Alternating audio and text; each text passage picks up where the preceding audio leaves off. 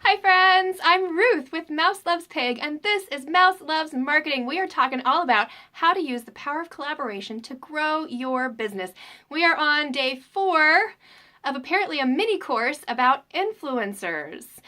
We talked yesterday about where you find them. Today we're going to talk about how do you work with them. How do you get an influencer to pay attention to you as a small business? Well, the best way that I have found, the way that has worked the best for my business, to start being a friend to that influencer. So personally, most of my influencers are hanging out on Pinterest or Instagram. So on Pinterest, I will go and I'll pin some of their pins. I'll repin. I'll just do them the favor. Oh, hey, that's a cool thing. I got a board that might fit on.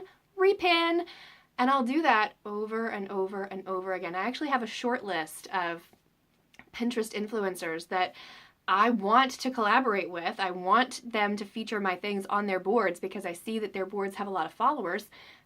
So I have a short list that when I go in and I look for pins, I go down my list and I find pins on their boards and I repin them on purpose.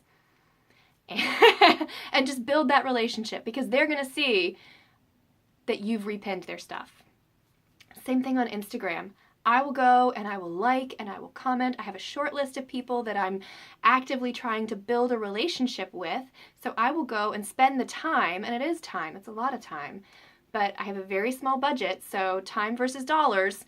I will go and I will like and comment and be part of their culture on their feed.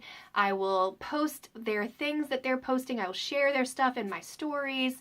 Basically, I do them the favor of giving them my traffic before I approach them and say, hey, so we've been hanging out on this platform for a couple of months now.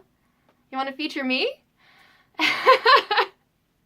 And I will be honest, y'all, sometimes I spend a lot of time trying to woo an influencer and it falls flat.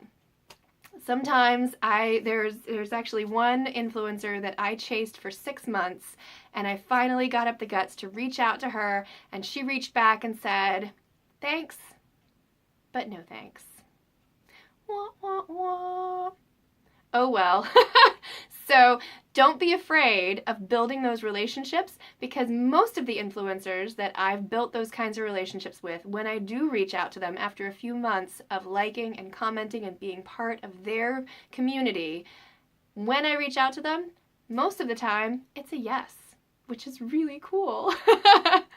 So if you have questions about working with influencers, post them down below, or better yet, there's a form, a link to a form that you can send me directly your questions, so I will make sure to see it and answer it because sometimes the comments get a little wonky on YouTube. I also have a link down below to a free training for how to build a product line that's going to make influencers go, oh my gosh, I have to feature her stuff. Have a great day. I'll see you tomorrow.